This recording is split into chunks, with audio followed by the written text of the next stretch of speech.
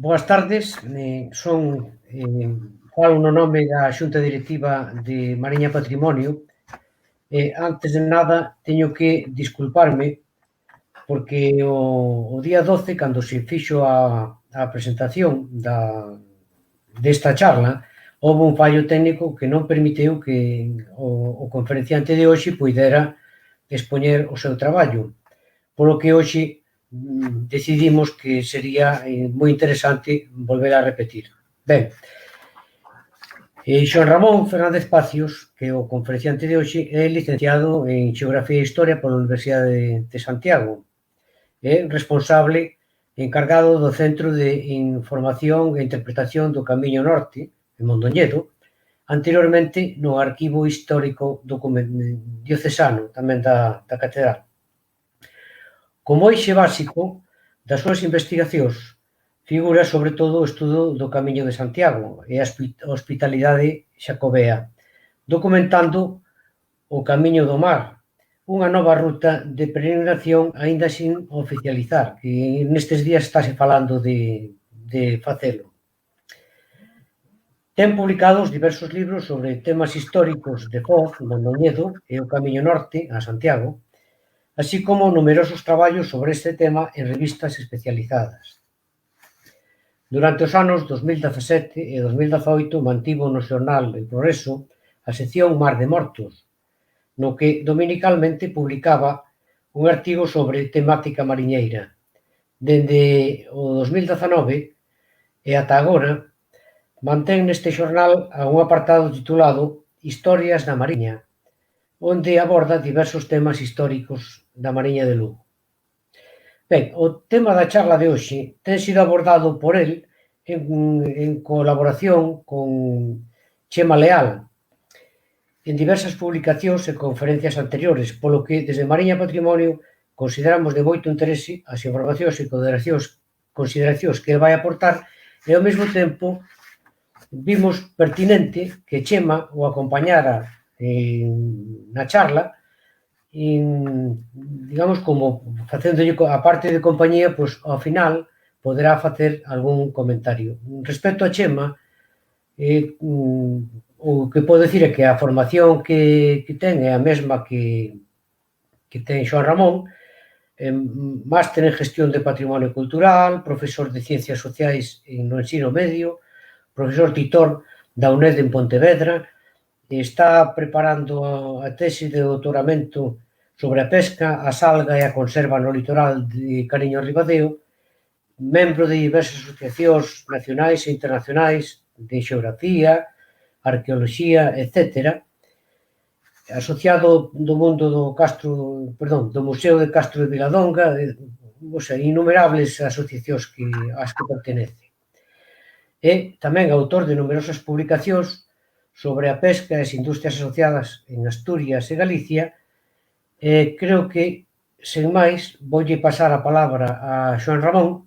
Solamente quero engadir unha cousa, que os comentarios, que as preguntas que puideran surgir na intervención, durante a intervención, que se poden engadir como comentarios en Facebook e despois ao final seránlle transmitidas para que elas poida comentar e respostar. Ben, sin máis, Xoán Ramón, é a túa palabra. Ben, boas tardes, moitas grazas a todos. Correspondíame a min pedir perdón pola parte que me toca, porque a semana pasada quedaron vostedes sen escoitar a miña intervención, pero, bueno, de todo o negativo sempre hai algo positivo. Ese positivo é que a miña charla de hoxe vai ser un pouquiño máis larga. Pouquiño máis, non se preocupen. Bueno, pero pedilles perdón porque sei que había xente interesada en escoitar sobre Dalo, comentaronmo bastante en Foz.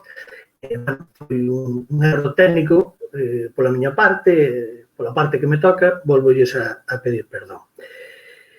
De que vamos falar hoxe? Hoxe vamos falar das empresas de Damián López Ferrería, o que se conoce como Dalo.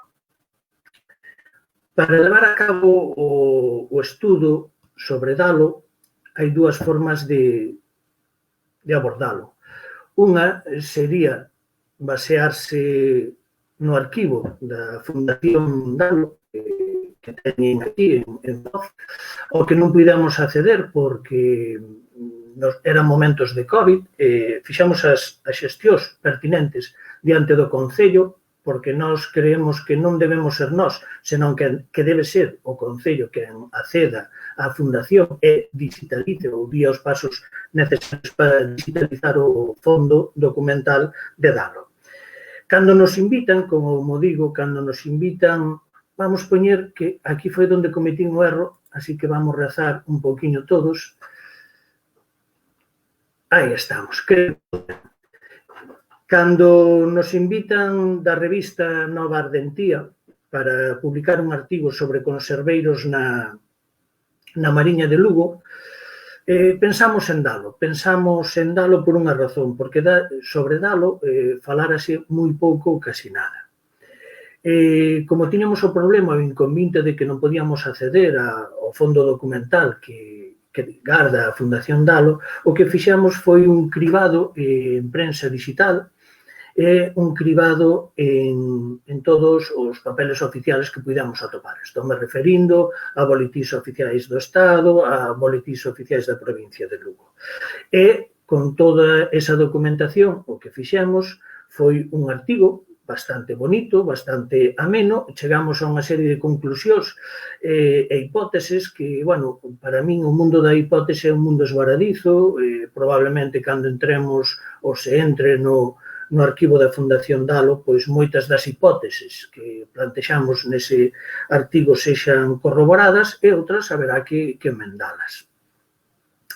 Debo darlle as grazas, o meu máis profundo agradecemento á familia Telenti. Esta charla, así como o artigo que presentamos en Nova Ardentía, vai con material fotográfico que recibimos da familia Telenti. Ora lles conto quen é. Ramón García Telenti chega a Vilaronte procedente de Oviedo, del falaremos despois, para ocupar o cargo de xestor xerente das fábricas de Damián López. Era un enamorado da fotografía e dedícase a facer unha serie de fotografías de momentos familiares, a morte de Xeneroso López, que é o fillo de Damián López, varias comidas, fai fotografías non das conserveiras, si das conserveiras, pero por fora, e fai moita fotografía dos serradoiros que tiñan Vilaronte. Bueno, pois a través da xestión dun amigo que prefire manterse no anonimato, puxome en contacto coa filla deste Ramón García Telenti, con Pilar Telenti, doña Pilar Telenti, coa que falei cos netos, non houve ningún problema para pasarnos as fotografías, pasarnos copia, evidentemente, das fotografías por Tigo, nin houve ningún problema, e aproveito para decir outra cousa, para ceder esas fotografías a Anfaco. Anfaco é un museo, arquivo de Anfaco vinculado coa Universidade de Vigo, dirixeuse a Xosé María Leal solicitándolle unha copia do artigo que tiñamos publicado en Nova Ardentía sobre Damián López. Recibiron o artigo, mais recibiron toda a documentación que a maiores tiñamos e que non está incluída nese artigo, e van recibir, porque ainda non me deu tempo a facer, a colección de fotos que a familia Telenti nos pasou. Que significa iso? Pois iso significa que cando vostedes queiran ir ao arquivo museo de Anfaco en Vigo e vexan algo de Dalo, espero que se acorden de nós, porque empezamos a dar os primeiros pasos para que ese organismo teña documentación sobre tanto os conserveiros da Mariña como o caso particular de Dalo. Cando fixamos o artigo, eu dicíalle a Leal que non se podía facer un artigo sin contar cunha fotografía de Damián López Ferrería. Fotografía que ven vostedes aquí. Na fotografía da esquerda vemos a Damián López Ferrería. Esa é unha fotografía dos anos 47 e 48. Dubido porque no 47 sabemos pola prensa que celebra unha comida fastuosa convidando a todos os xefes de servicio, xefes de sección, encargados de plantas, vendedores importantes das fábricas de Damián López. Pero no 48 tamén ven a Foz o gobernador civil e aproveita para ir ao serradoiro que ten Damián López en Vilaronte e dar ali unha charla, un discurso. Probablemente despois foi agasallado cun ágape na casa de Damián. Así que dubido se é no 47 ou no 48. Pero, bueno, independentemente, aí ven vostedes como un empresario, un home de negocios, co seu traxe, pero a min gustame pensar máis en Damián López como o que aparece na foto da dereita. Na foto da dereita ven coa pucha, con unha chaqueta normal, sobre a ponte do barco que pode ser o Calín, probablemente, acompañado do seu fillo, que é Manuel López Souto, o que en Foz chamamos comúnmente, permítanme que use esa denominación, porque é como chamamos aquí Manolito de Damián. Bueno, pois falar de Damián López Ferrería, hai que decir que non é un home. Non é o caso, por exemplo, dos albañiles que tiñan unha pequena cuadrilla e no boom da construción se convirten nunha inmobiliaria. Non, a Damián os cartos viñanlle de familia. Non é o único exemplo que temos en Foz de persoeiros sobresaíntes que xa lles viñan os cartos de familia. Por exemplo, se pensamos en Eliseo Martínez Pillado, Eliseo Martínez Pillado é o 50% da Fundación Martínez Otero, el e a súa muller, Pilar Otero. Este home inmensamente rico para a época, cando falece dona un total, uns falan un total, outros dicen máis, de 1000 fincas para crear a súa fundación. Pois este home era rico porque el fixo xestións para enriquecerse, mas tamén seu pai era rico, que se dedicara previamente ao préstamo, e seu avó, que era escribán, e o que inicia a esta familia no negocio dos préstamos. Outro caso, por exemplo, é Xosé Reimún de Basanta. Xosé Reimún de Basanta era o dono do holding industrial Electrodomasma que herdara de seu pai. Seu pai é quen constitúe Electrodomasma, Xosé Reimún de Acevedo. Pero o avó, Manuel Reimunde, xa aparece a mediados do século XIX mercando un montón de fincas por aí.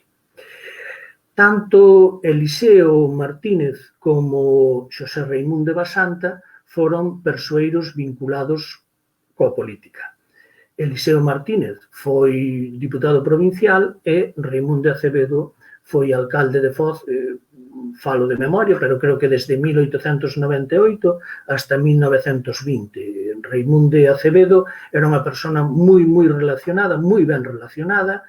Se algún día colledes a prensa de 1912, veredes como o diputado en Cortes, Montero Villegas, chega a Mondoñedo, despois se desplaza a Lourenzá, onde é recibido polo cacique, o todopoderoso laurentino Sebastián Solla, diputado provincial, se formou alcalde.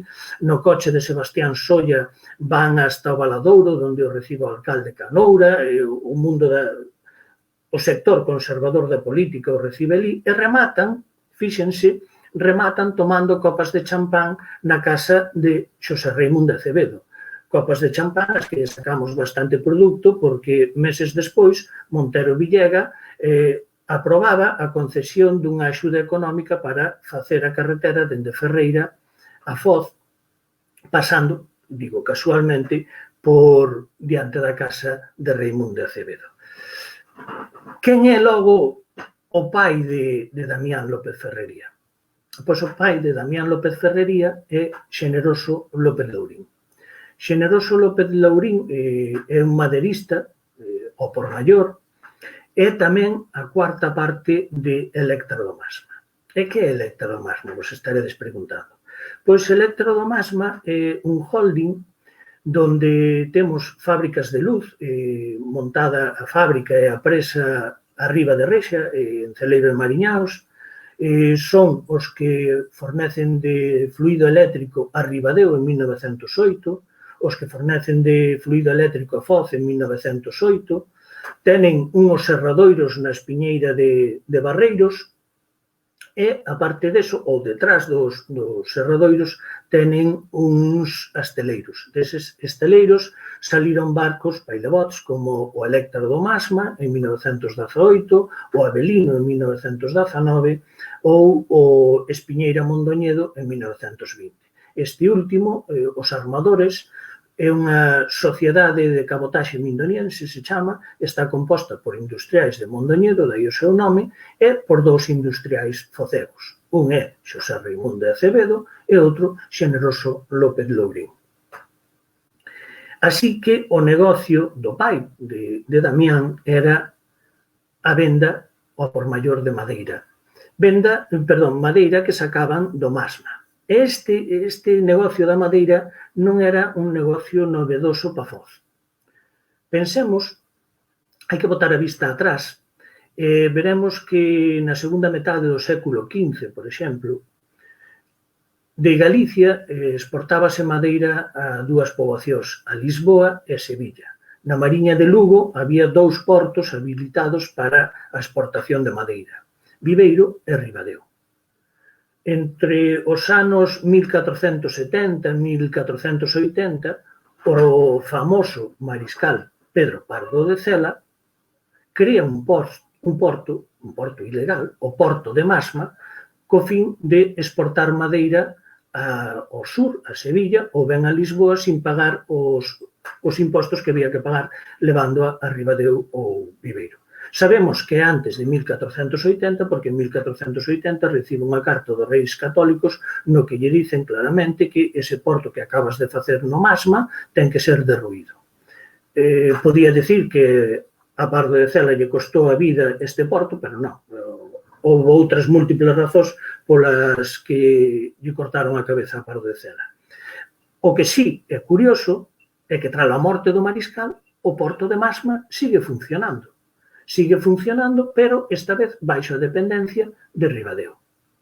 Si no século XV-XVII vendíamos madeira, saía madeira do Masma con destino a Lisboa e Sevilla, no século XVIII, na segunda metade do XVIII, seguía saindo madeira de Masma, cortábase a madeira, chegaba ao porto fluvial de Rexa, embarcábana en Gabarras, traíana a Foz, e dende Foz ou ben a Ribadeo, ou ben a Viveiro, ou ben directamente ao lugar que reclamaba sobre todo madeira, que era os Arcas.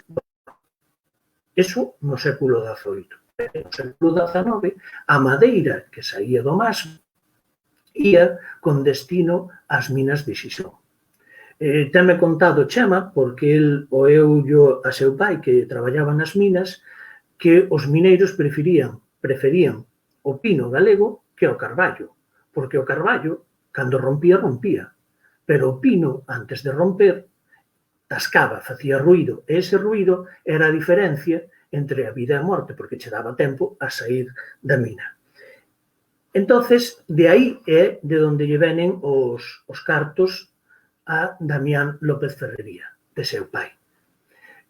Vimos que seu pai era unha cuarta parte, vou-vos poñer xa outra fotografía para non aburrirvos con esta, desas comidas, onde podemos ver a diferencia entre os señores que levan garabata, que ocupan cargos máis sobresaíntes dentro da empresa de Damián, e os que non levan corbata, que son os que ocupan cargos inferiores.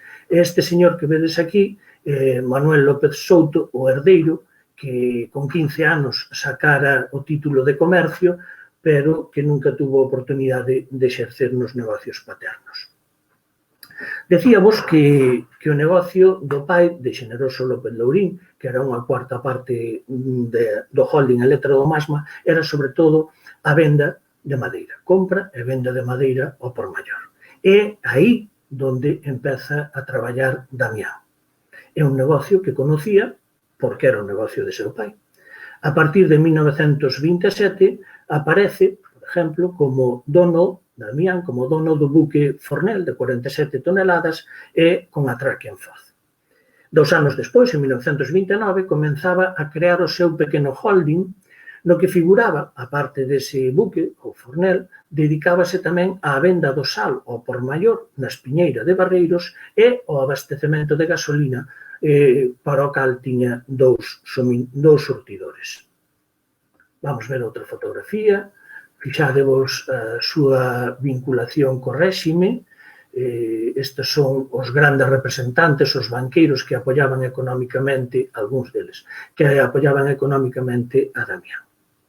Bueno, pois entonces temos a Damián no 29 dedicándose á venta do sal, ao por maior, témolo co Fornel, en 1931 vémolo xa como dono de 4 gabarras atracadas en Foz, gabarras que levaba hasta Celeiro de Mariñáns, hasta o Porto de Rexa, cargaría con madeira, traerías para Foz, en Foz tiña un almacén onde guardaba esa madeira e despois embarcaría no Fornel ou, a partir de 1932, noutro dos barcos, o Adela López, do cal falaremos posteriormente.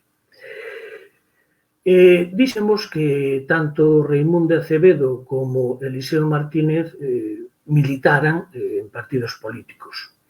Un foi alcalde, outro diputado provincial, pero Damián nunca, ou polo menos ata agora non sabemos que ocupase un cargo político. Pero eso non quere dicir que non estuvese moi ben vinculado, co réxime franquista. Como nos contaba a semana pasada Chema, os conserveiros galegos apoiaron o alzamento suministrando conservas para o exército golpista. Ese apoio tamén se recibirá por outros sectores, como é o caso dos madeiristas. No ano 1939, sabémolo pola prensa, chega á Espiñeira de Barreiros o presidente da Deputación de Lugo a pedir un favor aos madeireiros da Mariña de Lugo, encabezados nese momento, en 1939, por Damián López Ferrería. E o favor que lles piden é que donen gratuitamente parte da súa produción de tablilla que se necesitaba para confeccionar caixas que se necesitaban para recoller a colleita de laranxa de Valencia. Necesitábanse esas caixas para recoller a laranxa de Valencia no ano 1939. E se a recolleron, foi gracias a que os madeiristas daqui da Mariña de Foz regalaron parte da súa produción de tablilla. Pero, bueno, os favores, con favores se paga, como veremos despois.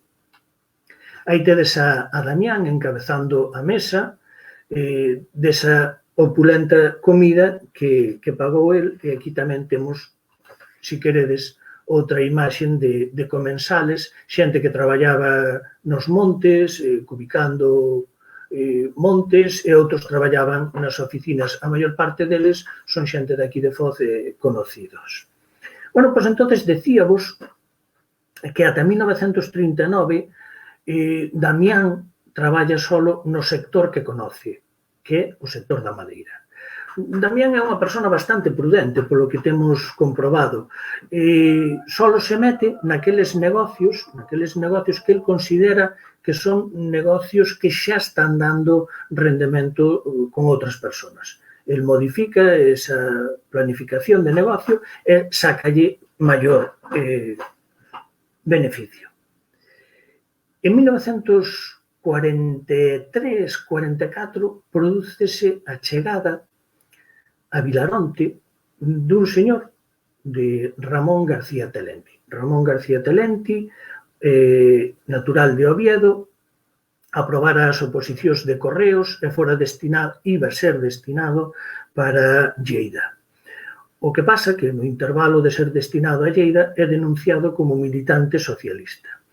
Esa denuncia o que provoca é que perda o seu posto de traballo e que se quede en Oviedo sin nada con que comer. Según me contaba a súa filla, un amigo del, un tal Pires, que era tratante de madeira, díxolle: mira, eu teño relacións comerciais cun señor de Foz, un tal Damián, que vende e compra moita madeira. Eu, se queres, e che interesa traballar con el, eu poñote en contacto con el, fala con el e a ver que pasa. Veo a Foz e entrevistouse e ocupou a plaza de xestor, xerente, promotor das empresas Dalo. Estou vos dicindo 43, 44, a mai Pilar Telenti non sabía moi ben se era, la sabía antes del 45, e ten razón, porque no 45 atopamos un papeliño, un certificado de venta de madeira firmado por García Telenti. Eso foi en marzo do 45, por tanto, no 45 el xa estaba aquí, así que puido ser no 43, tal vez 44, cando chega. Pouco despois de chegar García Telenti é cando se produce a gran expansión de Damián López. As empresas de Damián López, a parte da madeira, empezan a entrar noutros sectores industriais. Deixa de chamarse Damián López e aparece o logo e o nome de Dalo. Dalo como referente do holding, ese holding Dalo que está sustentado en un negocio como a madeira, un negocio como a navieira, da cal falaremos ahora mismo, e a conserveira. Eso ocurría entre podemos decir que a década dourada de Dalo é 1945-1955. A partir de 1955 empeza un pequeno declive, pouco a pouco, e nos anos 60 xa Dalo fai aguas. Pero deso, se me permitides, falaremos un poquinho despois. Mirade, eses eran os dous barcos que tiña destinados Damián López para cabotaxe. Son o Adela López e o Sofía López, que responden aos nomes das súas fillas, Adela e Sofía. O Adela é de 200 toneladas e o de Sofía cunha capacidade de 160 toneladas.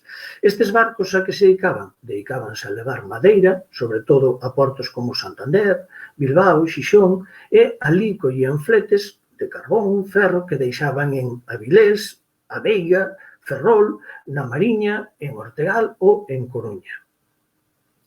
Despois de mirar un pouquiño en prensa digital, vimos que, por exemplo, o 30 de abril de 1932 entraba no porto de Ribadeo, procedente de Xixón, o Adela. O 19 de novembro dese mesmo mes, o 19 de novembro dese mesmo ano, saía de Ribadeo con destino a Xixón e cargado de madeira o Adela. En 1934 saía de Ribadeo cargado de pinos con destino a Xixón. Así o fomos vendo no 40, entrando en Xixón cargado de carbón. No ano 1956, en concreto, o 5 de agosto, aparece en prensa que o Adela, que este de aquí, non sei se se fixarán, pero esta é unha pasarela que une o barco co Peirao, fíxense nesta pasarela. O 5 de agosto de 1956, camiñando por esa pasarela, cando o Adela estaba atracado en Ferrol, un dos mariñeiros, Xosé Manuel González, cae ao mar e morre afogado no Ferrol. Bueno, vémolo en Burela, cargando pedra e pedernal, vémolo no Barqueiro. O Sofía, pois no 48, hasta ahora non atopei ningunha documentación anterior do Sofía antes do 48.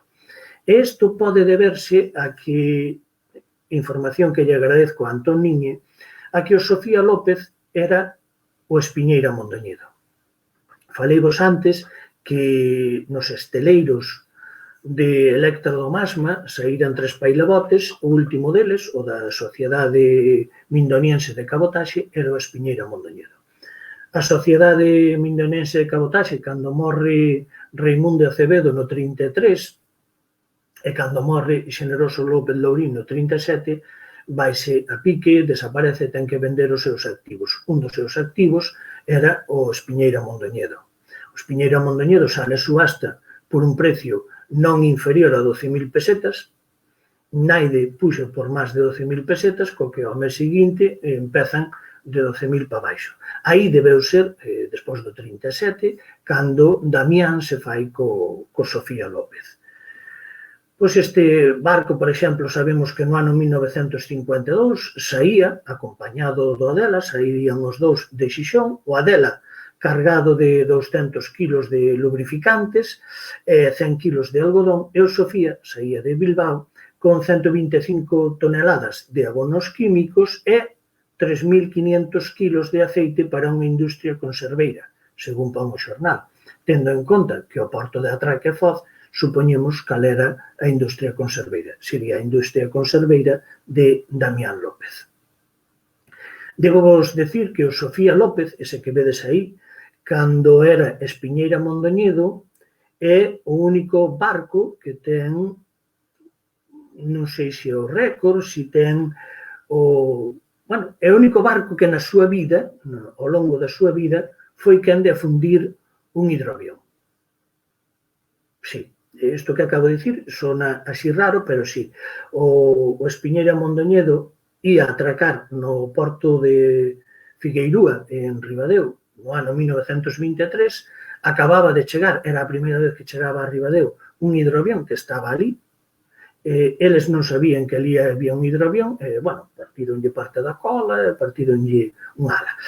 Xa vos digo, é o único barco que eu saiba, é o único barco que ten no seu haber a fundir un hidroavión. Mirad, isto que eu vos vou enseñar é unha fotografía que temos do modelo destes barcos Numes, 1956. Imaginádevos se tivésemos o listado completo.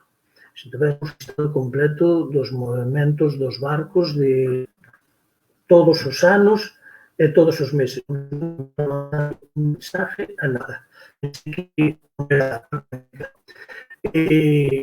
Cando se pode entrar no arquivo da Fundación Damián López a través de xestións do Concello, se pode entrar, se pode digitalizar esta documentación e poidamos analizala, pois con fidelinas de por que se afunde o negocio de Damián, que viaxes facía, a onde os facía, que carga levaba, que creo que é bastante interesante para o coñecemento da nosa historia. Decíamos que a industria Dalo baseábase no cabotaxe, mas tamén os serradoiros. De feito, o primeiro negocio de Damián López foi a venda ao por maior de madeira. Non sabemos que tivese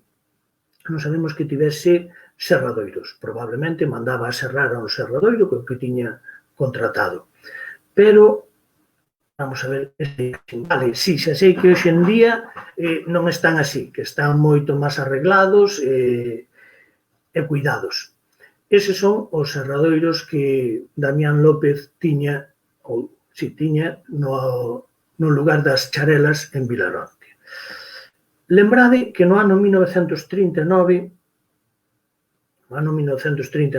según nos conta a prensa, chegaba a Espiñeira de Barreiros o presidente da Diputación pedindo esas tablillas para a colleita de laranxa. E dicíamos que favor con favor se paga.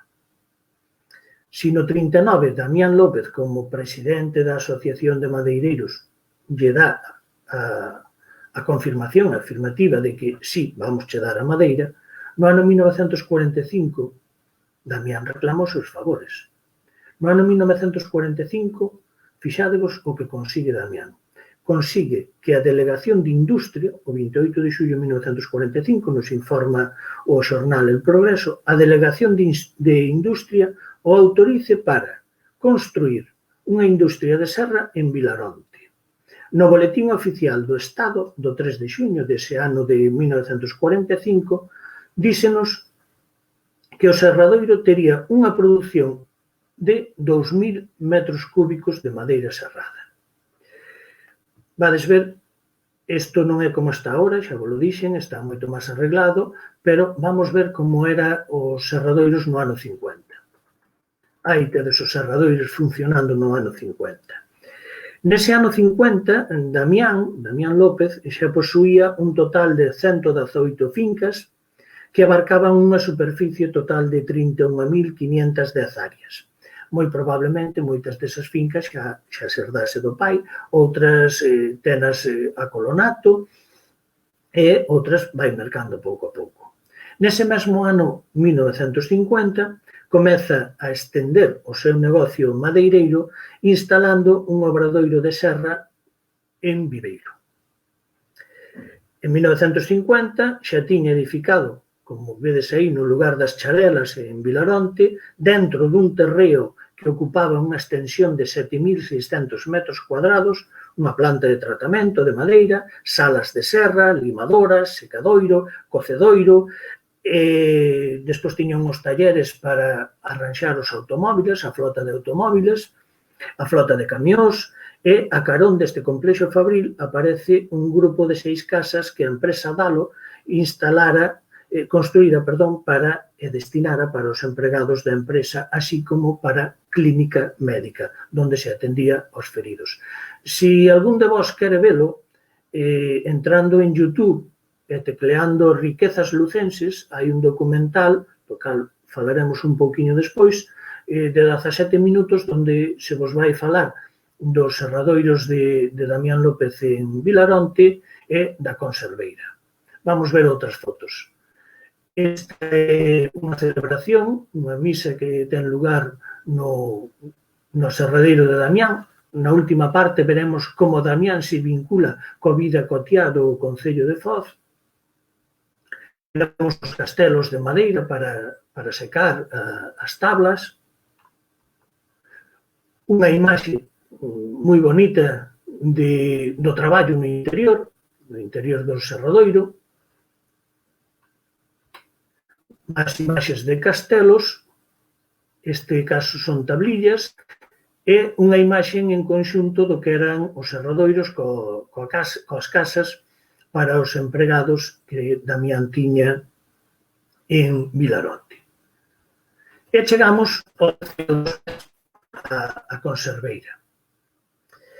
Hai moita xente que dice que Damián, as conserveiras de Damián eran as máis grandes de toda Galicia. Bueno, non, vamos ver. Damián, podemos dicir que era o maior conserveiro, o máis importante dos conserveiros focegos, con algún de celeiro vai a par, pero como a semana pasada nos indicou correctamente Chema Leal, a produción que tiña, por exemplo, a Mariña Lucense non se pode comparar coa produción conserveira que tiña Cariño. A produción conserveira que tiña Cariño moito superior á da Mariña Lucense coa produción conserveira que tiñan nas Rías Baixas. Damián foi o maior conserveiro, se queredes decir, de Foz, de algúns concellos próximos da Mariña. Non foi nin o primeiro, nin foi o último dos conserveiros focegos. Vístedes que Damián métese en negocios que conoce, negocios que son rendibles. A venda de madeira, o cabotaxe, con fletes de comercio de cabotaxe para facer rendibles as voltas dos seus barcos, a manufacturación da madeira e a conserveira. Mirad, en 1911, no listado de industrias de Foz, figura como no apartado de conservas figura Alfredo Salvarrei. Mentras que no apartado de fábricas de salazón temos dúas en Nois, unha dirixida por propiedade de Ramón Díaz Bao e compañía, e outra propiedade de Asunción Pillado. En 1910, por exemplo, encontrámonos ao industrial focego Ladislao Veiga Pillado solicitando autorización para instalar unha fábrica de salgazón en Rinlo. Eu gustaríame falar deste Alfredo Salvarrei. Alfredo Salvarrei, en 1900, tiña no Puerto Chico de Santander unha fábrica de conservas chamada La Castreña. O problema que tiña nese ano de 1900 Salvarrei, os fabricantes de latas de Santander estaban en folga, levaban casi un mes en folga. E o que decide é fabricar, o sea, preparar 240 millares de sardiña, prepararlo na súa fábrica La Castreña, fletar un barco con eses 240 millares de sardiña preparada e leválos a Castrurdiales, onde el ten outra fábrica, e ali non hai folga deses homes e mulleres que facían as latas. E ali, en Castrurdiales, enlatada. O que pasa? Pois pasa que a xugada, isto sírveme para despois do que vamos falar, a xugada seulle mal porque el tiña as mulleres da fábrica traballando, cando abriron violentamente as portas outras mulleres, as mulleres dos que traballaban facendo latas, e exixironlle as mulleres que estaban ali preparando eses 240 millares de sardiña que abandonen a fábrica, cousa que fixeron as mulleres. Sírveme para decir que en 1917, e só atopei referencia a isto en prensa argentina, non en prensa nacional, e moito menos en prensa galega, en 1917, todas as mulleres dunha fábrica de conservas de Foz, o que pasa que non nos dice que fábrica de conservas era, todas as mulleres dunha fábrica de conservas de Foz, 1917, puxéronse en folga e non volveron ao seu traballo ata que o encargado accedeu ás súas peticións que eran aumentar o seu soldo nunha peseta. Pero, bueno, un movimento sindical que tamén detectei en Foz no ano 1895, tamén en prensa argentina e non en prensa nacional galega, donde un grupo de mariñeiros de Foz, estou falando de 1895, ameazan con poñerse en folga porque eles traballaban nas traíñas e pagabanlles moi pouco. Contrataban xente por menos, eso parecíalles ilegal, amenazan con poñerse en folga. Folga que é inmediatamente reducida a añicos cando se enteran, desaparecen os da folga, que un cuadrón da Guardia Civil viña cara a Foz para poñer fin a esa manifestación. Bueno, pois volvendo a este Alfredo Salvarrey, xo atopamos en Foz no ano 1906. En 1906 tiña unha fábrica de conservas en Foz. E sabémolo porque no xornal La Correspondencia Gallega se nos dice, e abro comillas, a las 4 de la mañana se declaró un violento incendio en la fábrica de conservas que daba Alfredo Salvarrey en Foz. E preguntaránse vostedes, que fai un cántabro cunha fábrica de conservas en Foz? Pois a esta pregunta respondería moito mellor, se queredes despois da miña intervención pode contestala moito mellor Leal Bóveda, que nos diría como os italianos chegan ao Cantábrico, sobre todo á zona de Cantabria, buscando anchoa para enlatar. Os cántabros aprenderon moi pronto as formas de traballar dos italianos, conseguindo primeiro desbancalos, apartalos dese negocio e espallarse eles polas costas asturianas galegas. Aí temos a razón pola que vemos a ese cántabro, Alfredo Salvarrey, en Foz. Pero non é o único caso de cántabros. En 1939, a parte de Salvarrey, temos outro cántabro vivindo en Foz e traballando nas conservas en Foz. Neste caso, Luís Gutiérrez. Sabémolo porque o 10 de agosto de 1939 a fábrica de conservas que él levaba alugada, que pertenecía, lle tiñan alugado Ramona e Ángel López Leitón, arde. Sabémolo pola prensa que se destruye e arde estes cementos. No ano 1941, Luís Gutiérrez Ocejo rexenta outra fábrica de conservas. Esta vez nun local alugado a quen? A ese señor que ven aí, a Damián López. E seguro que Damián López se preguntou se o negocio das conservas é tan rendible, porque este no 39 arde unha e agora ten cartos para alugarme a min o local no 41, porque eu non abro un negocio de conservas. Acordémonos que no 45 recibía da Delegación de Industria autorización para construir eses serradoiros en Vilaronte. Pero no ano 1945 tamén recibe autorización por parte do Ministerio de Industria para mercar folla de lata para a fábrica de conservas que estaba a construir. No ano 1945, e isto tamén nos podría falar detidamente Leal, era casi imposible conseguir folla de lata. Por que a consigue Damián tan sinxelamente? Pois porque está moi ben relacionado co réxime franquista. Se no ano 1945 consigue esa autorización para mercar folla de lata, no ano 1946 aparece na matrícula industrial como dono dunha fábrica de conservas con 2 autoclaves cunha capacidade de 7 metros cúbicos. No Boletín Oficial do Estado, do 9 de abril de 1947, Damián solicitaba autorización ao Estado para poder instalar na súa fábrica de conservas de Foz, e abro comillas, unha caldera de vapor de 40 caballos de vapor, un autoclave de 5 metros cuadrados, 3 máquinas cerradoras e outra máquina auxiliar. No apartado de capacidade, o BOE reconocía que esa industria de Damián López, isto vou me dicir moi despacio, tiña unha capacidade de produción de 35.000 kilos.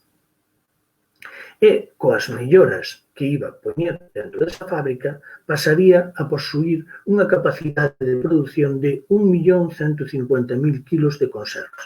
Bueno, isto que dice o BOE. A min 1.150.000 kilos de conservas, moita conserva me parece. Esa foto que vedes aí, o Calín, xunto con o Huerta, o Alfonsín, creo recordar, eran os 3 barcos que pescaban para a conserveira Damián, para a conserveira de Damián. Leal Bóveda, no seu traballo, na súa tese doutoral, fai unha suma da produción en kilos de Damián López.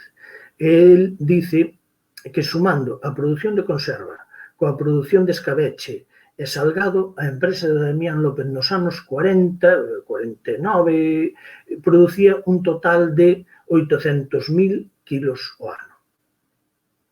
Lembrade esa data, 800.000 kilos ao ano. Que daba emprego a máis de 100 persoas.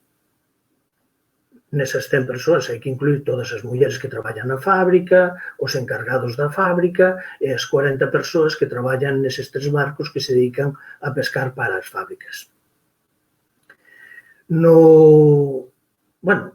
Que faz con tanta conserva? Pois con tanta conserva, o que tens que facer é vendela.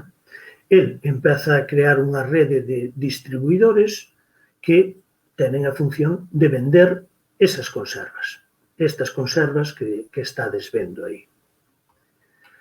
Esta foto que estades vendo é Casa Modesto. Casa Modesto é un local en Xixón donde se comercializaba en exclusiva os produtos que producía Damián López.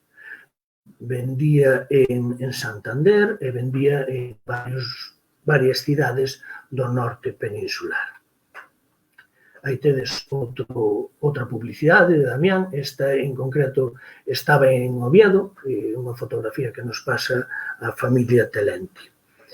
Mirade, en 1949, creo que é a seguinte foto, sí, en 1949 realízaselle a Dalo un balance de comprobación de saldos, no que lle sae un capital 1949, un capital de 81 millóns de pesetas. Bueno, 81.591.355. Deses 81 millóns, 9 millóns pertenecían a capital fixo, é dicir, a flota, automóviles, maquinaria, mobles e inmobles. E 72 millóns correspondían a capital circulante. Depósitos bancarios, usos e consumos, bancos, fondo mutualista, contas correntes e gastos de explotación. Como vos decía, a década dourada de Damián López vai dendo 45 ao 55. A partir do 55 xa empeza un descenso. Algúns dicen que é nese ano cando Ramón García Telenti se vai. Non sabemos exactamente por qué, hai varias lendas urbanas sobre as razóns polas que se foi García Telenti. A súa filla, Pilar, coméntanos que un parente de Damián quixo ocupar o cargo de xestor e a Ramón García Telenti ofertabanlle un cargo inferior. El dixo que non, el xestionaba todas as empresas ou que el se iba. E esa foi a razón de irse. Parece ser que no ano 55. A partir do ano 55 empeza a decaer un pouco a empresa de Damián López, que coincide cos momentos previos á liberalización económica española. No ano 55, por exemplo, daqueles 800.000 kilos que producían nos anos 40, finales do 40, no ano 55 pasa a 539. A principios do ano 60, a empresa Dalo comeza a facer agua. No ano 1962, unha empresa de Xabós, tanto Leal como non sabemos que vinculación tiña, que lle debía unha empresa de Xabós obetense, en concreto a viúva de Matías Rodríguez S.A., interpoñía unha demanda contra Dalo por impago pola cantidade de 33.845 pesetas. Declarado en rebeldía, o xulgado expropiaralle 2 fincas para o pago desas débedas. Tamén no ano 1960, na década dos 60, vemos como Damián López vendía unha desas autoclaves a Feliciano do Canto, conserveiro de Cariño. Este declive de Damián López, remata ou acelérase, como vostedes queiran, no ano 1966, que é cando falece Damián López. Vamos ver unha serie de imaxes, estas xa conocedes, para que vexan como as industrias Dalo se vincularon coa vida cotiá. Isto é celebración, pois penso que é Virxe do Carme, porque despois veremos outra imaxe da procesión, onde está a Virxe do Carme, non sei se é o Pilar, tendo en conta que na ermita da Espiñeira a Virxen que tenen ali é o Pilar, pois ao mellor é a celebración do Pilar. Donde? Pois nas fábricas, nos serradoiros de Damián López en Vilaronte. Pero fixadevos que cando volven as imaxes, cando volven as imaxes para a capela da Espiñeira, de Foz, neste caso, por onde pasan? Pasan a casa patrocial de Damián López, que esa que vedes aí cos escaleiras, evidentemente, co letreiro, para que naide olvide que esta festividade moi probablemente foi pagada por Damián López. Paganse regatas. Hoxe en día celebrase competicións de piraguas. Esa competición de piraguas empeza no ano 1962 e antes había competicións de traíñas. Esas competicións de traíñas temos documentado, non vos quero mentir, creo que desde 1894, 98, incluso antes, creo que antes do 94, 1894. Pois fixademos, aquí son as competicións de traíñas do ano 1947 e 1949. E nelas, o premio máis importante é a Copa Dalo. Aí o tes, na do 47, en concreto a traíña chamada Figueras, patroneada por Normando Leivas, ao ser o segundo ano consecutivo de victoria, levaba en propiedade o Gran Trofeo Dalo. Se vos fixades un pouquiño máis abaixo, pon de cine. Que nos informan que na vila de Foz estaban rodando un documental que era para o Nodo a acreditada Casa Peñalara Films de Madrid. Si entrades en YouTube e tecleades Riquezas Lucenses, veredes que ese é o documental que estaba rodando Peñalara Films. E de quen é o guión? O guión dese documental, lembren que estamos en 1947, de quen é? Pois, da persoa que tiña unha visión de conxunto e quería potenciar as empresas de Damián López, de Ramón García Telenti. No ano 1955, esta documentación atopeina hoxe pola tarde, nas festas do San Lourenzo, hai un pichón, 1955, Damián López participa coa Copa Dalo, pero a Copa Dalo, aporta a Copa Dalo. A Copa Dalo ocupa o 8º lugar. É dicir, hai 7 por diante, dos cales o primeiro é o gobernador civil, que non contaría, o segundo é o presidente da Deputación, que non contaría, o terceiro é o Concello de Foz, por tanto, industriais focegos que nese momento están aportando máis cartos que Damián. De aí que nos induce a pensar que a partir do 55 é cando empeza progresivamente e paseniñamente o desplome de Damián López. Damián López no ano 48 crea un equipo de fútbol que se enfrontará nese ano 48 co equipo de fútbol de Cangas. Se algún aficionado lle interesa, o resultado foi de empate 2-2. Pero bueno, a historicidade de Damián López, esta agradezcolle profundamente, igual que a seguinte, a Antoniña, que foi que me pasou, do libro de festas de San Lourenzo. Publicidade que pagas, pagas o libro e pagas as festas. Aí tens a publicidade de Damián López, dese ano 47, publicidade de 45 de Damián López na prensa, esta en concreto no xornal El Progreso, tarxetas de presentación dos vendedores de Damián López e, por último, aí temos esta esquela do segundo aniversario de Damián López Ferrería, que morría, según nos pon aí, o 9 de novembro de 1966. O seu fillo foi incapaz, non puido, non sabemos exactamente por que, desaparece as industrias de Damián López.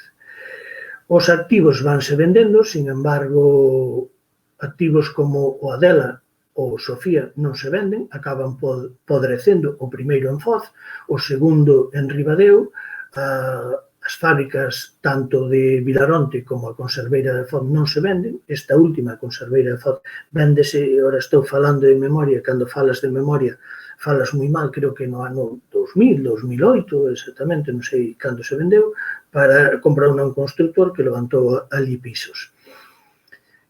Sin entrar no arquivo da Fundación Damián López, sin facer un baleirado de toda a documentación que tenen ali, o único que podemos facer ata agora son hipóteses.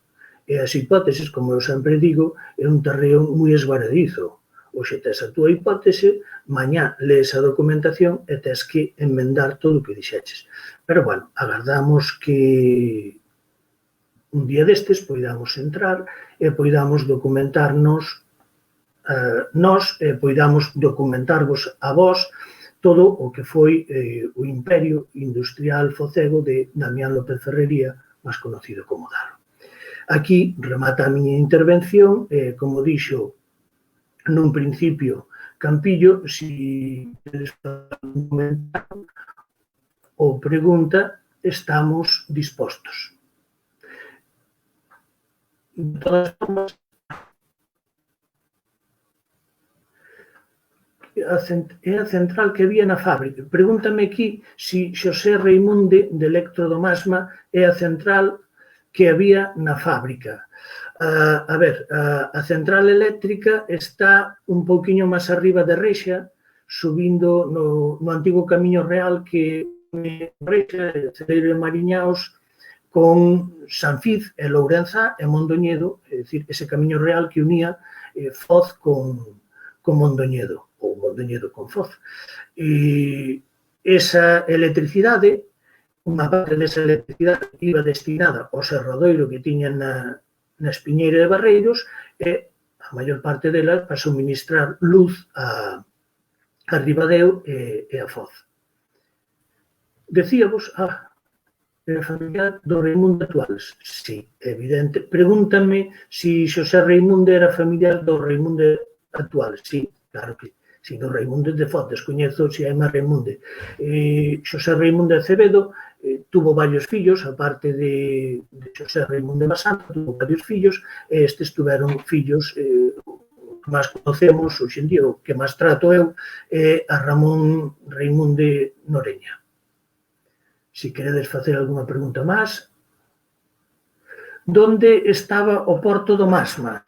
Pois, eu acabo de sabelo hai un pouquiño cando escribín un artigo sobre o tráfico comercial do MASMA, e a raíz dese artigo puxéronse en contacto comigo dous irmáns de Rexa, de Celeiro e Mariñaos, que son os irmáns Pineiroa, Xosé e Camilo. Si vamos pola estrada que pasa por Celeiro de Mariñaos, dirección Lourenzá, veremos un desvío a man esquerda de onde está a igrexa parroquial que pon Rexa. Baixamos por aí, por ese desvío, atopámonos a Ponte do Barral, cruzamos a Ponte do Barral e veremos un bradiño ali que é onde estaba o antigo porto a donde chegaban as gabarras que cargaban a limadeira e despois levaban a Foz. E dende Foz arriba deu o Viveiro o Doce. Decíavos que é un bon momento, eu expliqueino así moi con alfileres, collino con alfileres, porque os cántabros chegan a Galicia despois de aprender o negocio da conserva de anchoas por parte dos italianos. E aproveitando que temos a Chema aí, sería un bon momento para que nos dese unhas pinceladas máis concretas sobre ese cuadro de por que chegaron os cántabros aquí.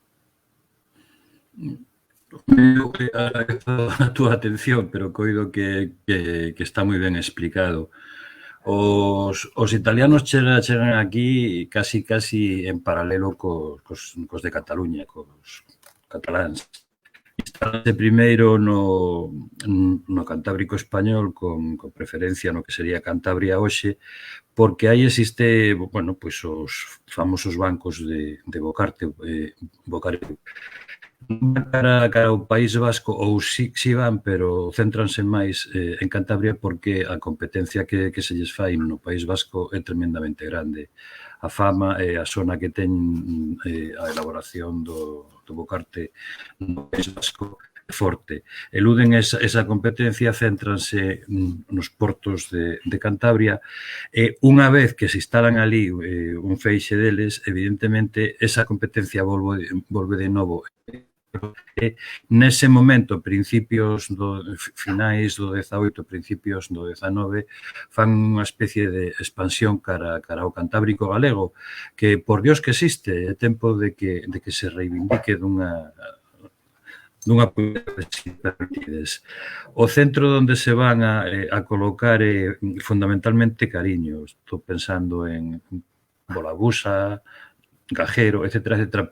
Pero hai un illote que significaría Foz, onde se van a instalar, pois, ata onde chego eu como un par de persoas. Non hai moito máis que decir. Non hai ningún problema en canto a competencia cos de Cataluña, porque os de Cataluña facían sardiña salpresada. É unha técnica completamente distinta. A sardiña non se vistera, esa é así.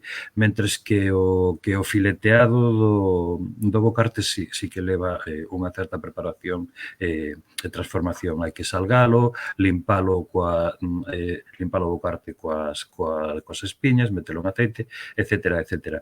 Insisto, non é en conflito cos de Cataluña, entre outras cousas, por eso, porque o produto é distinto. Tamén é certo que van dar o salto, eles van deixala a anchoa e vendo que os cataláns fanse ricos co sal persado, efectivamente van dar o salto. A min gustaríame facer fincapé nun feito que xa remarcas, que me gustaría colocarlle como unha tilde. Anfaco, como ben dixeches, é a patronal da conserveira galega. A través do convenio feito coa Universidade de Vigo, a Universidade de Vigo cédelles as súas instalacións no campus de Valladares, en Vigo. A importancia que ten ese arquivo e museo é que toda a produción documental do que sería o Atlántico galego. Calquera persoa que desexe saber sobre algo sobre isto debe ir ali. Que pasou? Que, como decía o outro día, Nos anos 1905, aproximadamente, a crise que produce da sardiña vai a levar consigo que moitos dos conserveiros que estaban no sur, nas rías atlánticas, suban ao norte. E ata onde chegaba eu, perdón pola miña ignorancia, onde eu chegaba nos anos 29-30, cando se configura Anfaco como a patronal de Galicia, os do norte, os do Cantábrico non ían ali, non se iban porque tiñan a de Celeiro, controlada precisamente por Antonio Alonso e hijos, Bernardo Alfageme, Albo, etcétera, que tiñan en Vigo, o sea, controlaban en Vigo e controlaban en Celeiro. Despois da guerra, evidentemente, son obrigados a integrarse dentro do que sería hoxe xa o Anfaco, e aí é cando se figura este arquivo en museo. Remato co que quería decir. O feito de colocar a pica en Flandes por nós, por quen sexa, con Anfaco e coa Universidade de Vigo, é fundamental para facer visible a pesca, o salgado e a conserva no Cantábrico. Todo pasa por Anfaco. E, finalmente, se nós lles aportamos esa documentación, eles van a facer unha especie de reciprocidade aportándonos a nos algo que eu descoñecía e teño pisado aquel arquivo infinidade de veces. Parece ser, esta sería a noticia, parece ser que as conserveiras do Cantábrico que tiñan relación co Atlántico, Alfageme, Antonio Alonso, Albo, etcétera, de esas conserveiras sí existe documentación en Anfaco, que posta a nosa a de quen desexe, evidentemente vai posibilitar un coñecemento moito máis amplio da conserva galega. É tempo de que se reivindique a historia do Cantábrico.